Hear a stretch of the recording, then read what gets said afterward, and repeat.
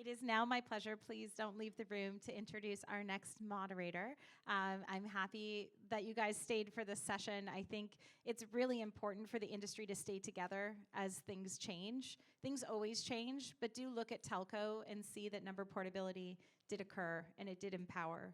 So hopefully we can continue down this path for open finance. I'd love to pass the mic over to Kim so she could introduce her next panel. Hi, everyone. Thank you for joining us. And why don't you guys come up on stage? My name is Kim Gerhardt. I am the owner and principal advisor for the Fintech Interactive. You guys can sit. She wants to take your name tag off. And what I do, I've been working in payments and lending for quite a while. But what I do within the Fintech Interactive is I really focus on the power of data tools and technology to make the lives of people and small businesses and communities thrive. So really my focus has really been the underserved over the past couple of years. And I'm telling you, I am so excited to be up here right now. I can't take it, actually. I'm so excited to be here. Everyone, like throughout all the sessions, people are talking about AI, AI, AI. The next phrase that's really popular, embed it, right? Embed it. And then Adrian, you talked about, well, what about embedded AI? I'm like, okay, that's a good one. So yeah, embedded finance, it's all about that one-click experience. It's all about making someone feel like the payments and the lending and the borrowing that they're doing is happening effortlessly. But there's so much work behind the scenes. And please don't get offended. I kind of think about it like a swan gliding through the water. It's so beautiful and it's so graceful, but underneath that water, their legs are kicking so hard. So that is what I think embedded is really all about. So I am so thrilled to be here with Tim Lee, co-founder of Lend API. He's the guy that's making it happen in terms of lending, in terms of credit. He's the guy. And then Jana Sheldon-Franks, SVP from Huntington Bank. She's bringing a lot of technology to her customers, right? So moving from the old world into the new world, she's seeing the pain points like head on. And then I'm also thrilled, Adrian Rosario, product architect over at Payably. He's making it happen in terms of embedded payments. So we have another infrastructure provider here. So we're going to talk about why this is so important. So why don't you guys just kind of tell me why is embedded so important right now? What are the pain points that are being solved right now? Jenna, why don't I get you to start? Because you are actually talking with the customers. Yes, we are. So I work for Huntington Bank within their product division. And as we're working with our business customers, they're coming to us, and yes, they're looking for DDA accounts that they want to open up. They're asking for very specific point solutions from us. But as we sit down and we talk to them and consult with them and become part of their team, the conversation goes a lot deeper. And then it becomes, well, how are you accepting payments? What are all the different modalities that, you're out there, maybe face-to-face? I'm also a small business owner on the side, my side hustle. And so I've, firsthand experienced having to run a business and then also having to think about, oh, I got to send an invoice to that person, or I've got my online shop and it's over here on Shopify. And then I'm going to a farmer's market, I'm going to sell some stuff, and I need to have a device. The stress that comes along with that, with our customers, they're coming in and they're talking to their banker, and we all know that there's a very trusted relationship with the banker. And we're trying to change the conversation with the customer and make it so that they can be thinking about their customers and how do they run their business. And I heard a little bit from the last panel about, they're thinking about running their bakery. They're not thinking about, oh, I got to go reconcile all this stuff with QuickBooks, for example. And so, the pain points really are around how do we make it easier for them? And as a bank, something that I was thinking about earlier was I've been on all sides of the ecosystem in my career in payments. And, 15 years ago, it was the banks or the fintechs. I feel like it's an and. Yeah. because the banks they've got the trusted relationship, and we're partnering with companies like Payably, companies like Lend API, to really bring that technology to the forefront and trying to bring all these workflows together so it's very simple for these customers to grow their business, and we want to grow with them. So we catch them when they're a $5 million business, and then when they're a $100 million business, we've got the tools that can allow them to scale, and it's all coming from one place. So Tim, I would love for you to kind of talk Sure. about the customer pain points and then also too leveraging the old with the new, Yeah. right? And the trust. Yeah. So I'm Tim, co-founder, CEO of Lend API. We're on the embedded finance, embedded credit side of the house, and I can cite some examples of why these large retailers need us. We just signed with Target, Target Optical, to finance glasses, out of all places, right? So they want to move 200,000 pair of glasses and probably 1 million next year in all 50 states. And they need a sort of a process in the stores to kind of underwrite customers. They can't give out free glasses to everybody, unfortunately. So they have to underwrite people, and there's a whole KYC, credit underwriting space before they can kick into payments and all that stuff. So we're this whole super infrastructure for these retailers and maybe bigger banks to kind of understand the credit side of it, so they can issue credit and then collect the 24, 36 repayments going forward. So why is this important? Because I think there's demand, right? It's okay. There's demand for this, and I'll give you another example. We're working with Hilton Grand Vacations. They called us. It's like, what is cats? Okay. Oh, it's the other. There's cats going on over there. But anyways, wow. So Hilton Grand Vacations, HGV.com, and we asked them why. What do we have to do with anything? So they said, hey, we want to completely redo our timeshare onboarding platform. I'm like, oh, that kind of makes sense. So who enjoys the 4-hour steak dinner being sold timeshare? Nobody, right? So, and they realize as well, so they want to go embedded everywhere, at their home, on the TV, in the properties, right, on their phone. So they want to bring that experience to every single device, as opposed to having somebody selling that timeshare at a free steak, apparently, dinner for 4 hours, right? So the customer is demanding point of purchase, point of truth, I guess, right? So these banks and retailers are bringing that finance and payment right to the screen. So it's demand. So Adrian, what are you hearing from your customers? Yeah, so at the end of the day, everyone wants it to be frictionless, white labeled. A payments company like Payably, we want to be the back-end infrastructure. We want to be the Fintech OS, but we don't want you to know Payably's there.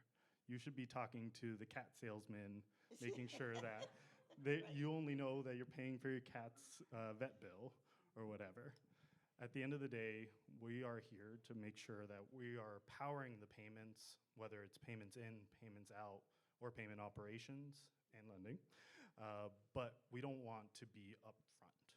So a lot of that revolves around making sure that we provide trusted infrastructure through partners like Huntington, other banks, and tools. So we want to make sure that it's seamless, but that there's a good backing to it at the end of the day. Obviously, a lot of business was run through branches. It was run through branches for hundreds of years. Now we're moving to things being in apps, super apps. We have a company we work with, Roofer. They run one of the coolest platforms, AI-driven, like much of the talks here. But ultimately, they try to make sure that everything from scanning the top of the roof to that payment experience is all within the app.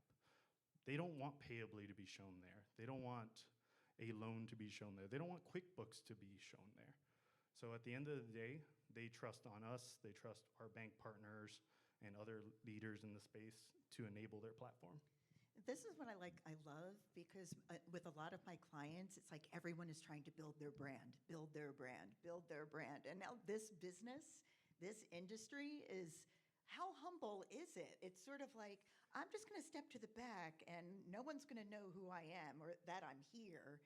and I'm going to make you so successful. This is what is so interesting about embedded. You're shaking your head a lot, Tim. Like, what is your mantra? Well, it costs a lot of money to do marketing, so that's the bottom line. That's all our VC money went to marketing, right? If I have to, but we want to be behind the scenes. We want Microsoft Word let you write whatever novel you want to write.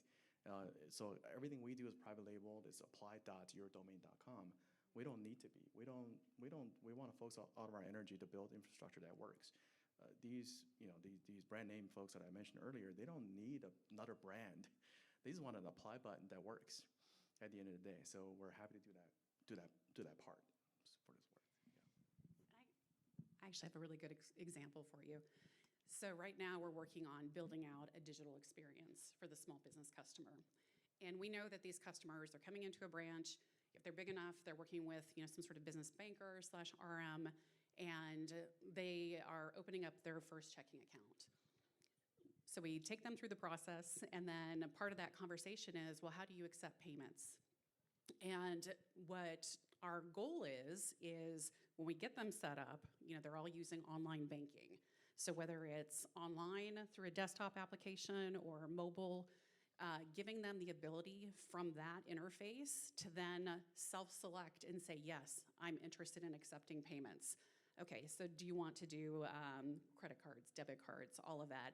So having an automation behind the scenes, and this is where we are partnering with Payably to make sure that everything is seamless. And so they're kind of opting in.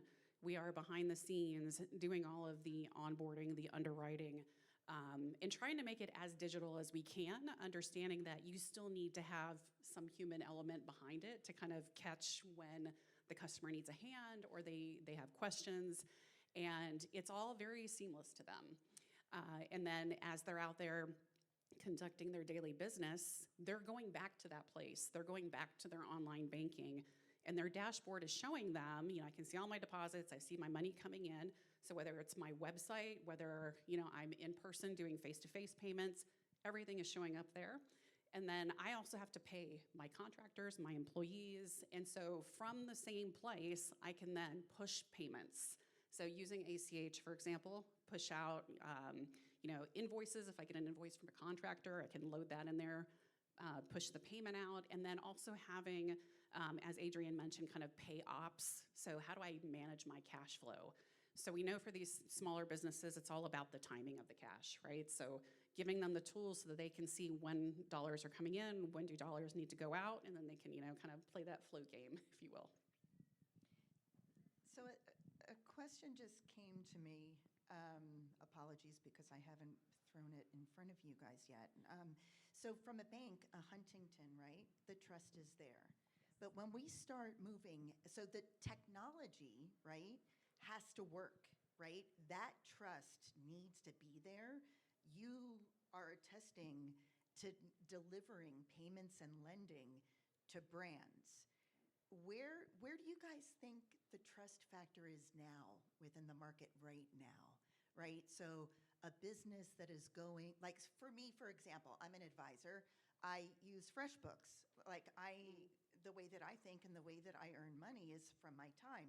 So I'm charging my time in timesheets and I'm generating invoices. But am I actually getting paid through FreshBooks? No. Because sometimes the site is down and sometimes it looks clunky and then the thing is scrolling a lot. I mean, I love FreshBooks, believe me, I love it, but I'm not running my payments through it. I'm using Bluevine for that. So like, where do you guys think the industry is from a brand perspective and a user perspective, bringing financial services in through those platforms that they use every day? You want to go? I'll take it. Well, I'm one, sorry. 1 billion hours of testing right out of the gate. Jana's team can attest to that one. But at Payably specifically, we have actually 2 core pillars. We approach the whole building process. So all our tinkerers, the engineers, the product ops team, it's security and reliability. Every single on-site, every single meeting, we almost start with that, to be honest. So for us, we bake that into every product process. So when we're talking to customers like Huntington or other SaaS companies, vertical SaaS companies, we ultimately start with, what is it that you're looking for? How can we bake this into your product to make it feel seamless, that your users can trust that you are delivering this to them right? Ultimately, making sure that the payment arrives where it needs to go, abstracting away the complexity. They don't see that H&B's moving all the ACHs or RTPs, moving it into this account and settling it out, going through 12 different risk scores and all that. They don't need to know. But what we want them to see is their money is arriving on time. It's predictable. They can check the dashboards. I heard that in the last conversation, making sure you have the dashboard. You can see everything. You want that as a business owner. Just another take at that. So part of this also is we have to retrain our customers, That's exactly right. right? And I would challenge everybody in this room, go try to set up a new business. And actually, as I started my side hustle during the pandemic, and now I don't have that much time for it, but I just remember sitting there and going, I am a payments expert, and this is confusing, right? And I remember, going out to these different events, and we would set up our tent, and guess what? There was no Wi-Fi. So then we had to run to the store and get a square dongle, right? So you've got to have, the backup, and then the backup to the backup. But the thing is, as a small business owner, you want it to be simple. You want just one solution. And so much of it is spread across all of these various modalities, and then that creates a reconciliation nightmare, right? So I think part of it is we're going to launch a single solution that's going to meet your customer, our customer's customer everywhere, and make it simple so they know, oh, I just got to open up my app, go to the Huntington app, and I can manage everything there, or go online to the website. So Tim, I know that you want to add, and Yeah, I'm just curious, like from the brand perspective, right? Like how confident do they feel kind of bringing all this stuff in? Yeah, for us, it's billion and 1 hours of testing and lots of insurance, apparently. But what's happening with our banks is that they're losing trust with their biggest commercial clients as well, because they're not offering enough products and services. So we're going in there and say, hey, look, we can enable, like we just launched a payroll deduction personal loans product for our credit union's biggest SEGs, so like employee groups, right? So they're using this product now to kind of hug around their customers. So they're looking for us to say, how can we gain trust back from their biggest clients? And of course, the tool has to work. That's fundamental. The product has to work. Everything's got to work through a lot of testing and integration, but we're actually finding ourselves helping banks and credit unions and even large financial institutions to earn that trust back from their clients, because sometimes they're losing all these guys to the fintechs of the world, if you will, right? So we're bringing this enterprise solution for them to gain more trust from their customers. And if the tool works, we're going to be a part of a sort of a trusted vendor, if you will. So this is what I love about this part, because it's sort of like leveraging. It's not how you were saying. It's not traditional versus new. It's not either or. It's both, right? And I love how the data tools and technology behind the scenes are making the stuff better, faster, more valuable, right, to the end users. Now, we started to talk a little bit about how hard it is. And I really don't know how hard it is. And I know that there's a bazillion hours of testing. How else, like what else has to happen to make this work? Like I'm a old consultant. I keep thinking about people, process, technology, right? And it's like there's got to be a lot of time and a lot of effort to make this work so that it is seamless. What else is there besides the testing and all of that? Let me just start. So I think, the first thing that comes to mind is we have to retrain our bankers, right? The conversation's changed. And so we've now given them all the tools, and the customer can go in and they can do their, is that you? Yeah, I was just thinking now a that dog. sounds like a puppy. we've put the tools into the hands of the customer, right? So making sure that, you don't open up an account for the customer and then let them walk out the door, right? You've got to keep them, there so that you can show them, hey, here's everything that is available to you. Because when they think about their bank, they don't think about the bank in terms of all the other things that the bank could offer. And that's where partnering with the fintechs come in, right? And the technology, and how do we bring all this together? And it is not easy to make it simple, right? But that's our job. Our job is to, you don't need to know how the sausage is made. So yeah, it's a lot of education and training internally. You have to also educate your customers. Okay, Tim, what else? I still have hair left. It's hard. It's all gone gray because I work in fintech banking. What helps is that, I think all of us can speak to it, is that we've all worked at banks before. Right. I was so-and-so at a bank and did all this, tour of duty, so to speak, and I said, it can't be this hard. It can't be this hard. So I jumped out and created all these companies. But having worked their shoes before or been there before helps. I can, when we get on these calls in 30 seconds, 40 seconds, they feel like I know more about their business than they do. They get a sense of comfort that you know what a DDA account is. I haven't heard that in a while, but so having had that experience counts. But I certainly understand there's a bunch of high-flying AI companies out there that's trying to find a nail. But having that experience absolutely helped us for instance. I'm actually glad that you use the term high flying, because I think the other thing that is important for our customers is we manage the risk, right? So we're making sure that, like, when we're in poor payably, like, taking them through the ringer on getting them, risk approved, but we are watching their backs. We're also monitoring fraud. So there's kind of that peace of mind that comes with it. We're starting the Bankers Anonymous after this. So if anyone, current or former, wants to attend, we can join up in this room and talk about how banking has hurt us.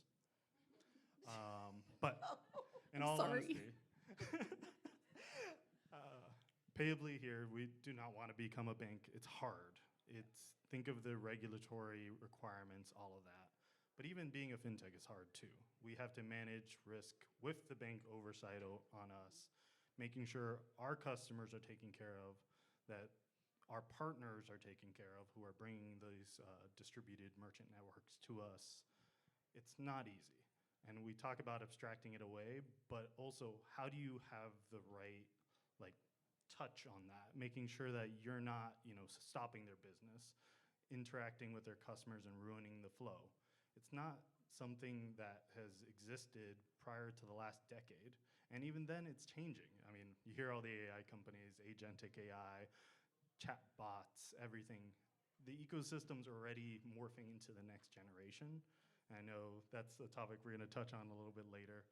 But the whole point is we want to build a seamless experience. And when it comes down to it, we want it to be seamless for our partners who are banks, making sure that they can manage their risk, they can review their merchant portfolios, that they know what's happening at any given time through dashboards, APIs, AI. I feel like I'm paid to say that. But ultimately, making sure that everyone's taken care of in our ecosystem.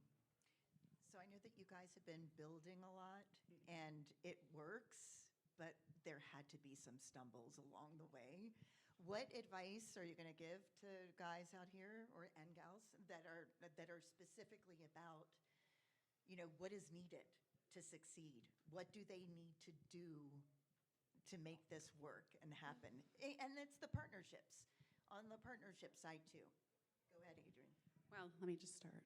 So you got to build with the end in mind, right? So I'm sure what drives Adrian crazy is when we change our minds constantly, right? So making sure that we understand the customer journeys.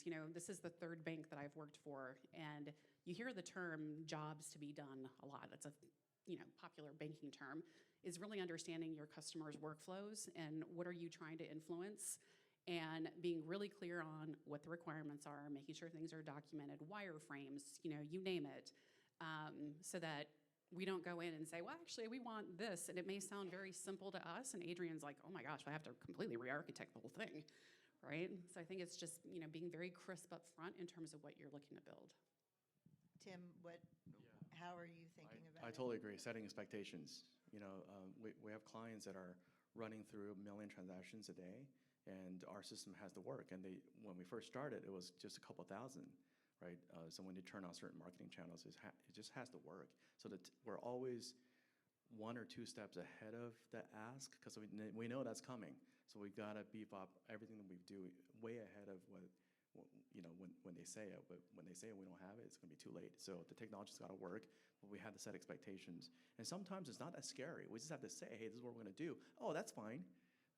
Because we always wanna say, like, here's what we're gonna do, and it's always gonna hurt you at the end.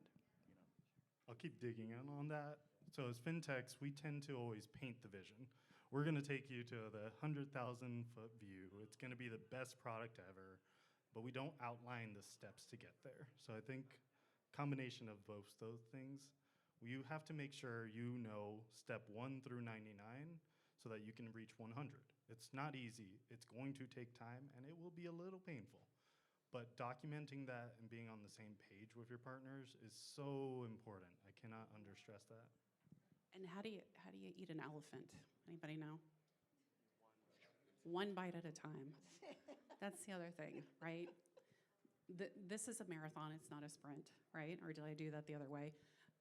Is making sure that you're not boiling the ocean, that you've thought about what is your MVP, and does that deliver real value? And then do you have those fast followers that you can, follow along so that you get to where you're eventually trying to get to? So I know that we are at time, and there was a whole nother topic that I wanted to cover, but we can't do it.